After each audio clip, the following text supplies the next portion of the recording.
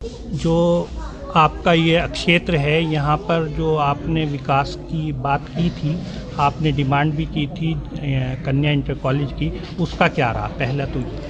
देखिए, मेरे लोकसभा क्षेत्र में हमारे पास दो हमारी ऐसी कोशिशें थी, एक ज़िला सहारनपुर में और एक ज़िला शामली में, जहाँ पर हम चाह रहे थे कि महिलाओं के लिए इंटर कॉलेज हम बनवा सकें, डिग्री कॉलेज। तो दोनों ही प्रस्ताव हमारे पड़े हैं सरकार के पास, और उनमें ये एक केंद्रीय सरकार की योजना थी जिसके तहत मैं किरण रिजिजू जी से मिली, उन्होंने आश्वासन दिया और वहाँ से पारित होकर अब ये स्टेट गवर्नमेंट के पास हमारे प्रस्ताव पड़े हैं, जिसमें भी हम लगे हुए हैं। लेकिन क्योंकि हमारी जो राज्य की सरकार है वो विपक्ष के लोगों को ज़रा थोड़े वैसे रूप से देखते हैं और हमारे कामों को भी नकारा जाता है, तो सौतेला रूप हमारे साथ सौतेला व्यवहार होता है। तो इसीलिए हम प्रयास में अभी भी लगे हुए हैं और उम्मीद है कि अगर ऊपर वाले ने चाहा तो हमारी सरकार बनती है तो ये दोनों प्रस्ताव हम अभी नहीं तो तब पार कराएंगे, लेकिन प्रयास में हम अब भी हैं।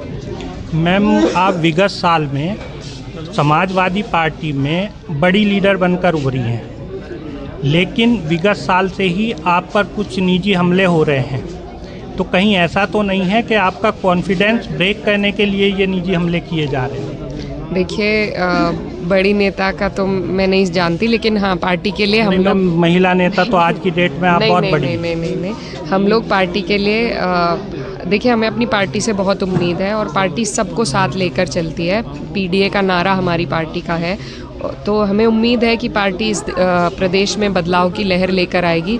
इस देश में भी अगर भाजपा को रोकने में अहम भूमिका अगर किसी ने निभाई है, आज अगर विपक्ष उस मोड़ पे खड़ा है कि हमने इनका एक बिल फेल कराया है, तो उसमें समाजवादी पार्टी की मुख्य भूमिका रही है। तो उसी के साथ साथ जो हमले हुए हैं, देखिए, मन मेरा बहुत दुखी हुआ उन चीज़ों से, लेकिन मैं डरती नहीं हूँ। देखिए, मेरे पिता मरहूम ने सिर्फ इज्जत कमाई है राजनीति में।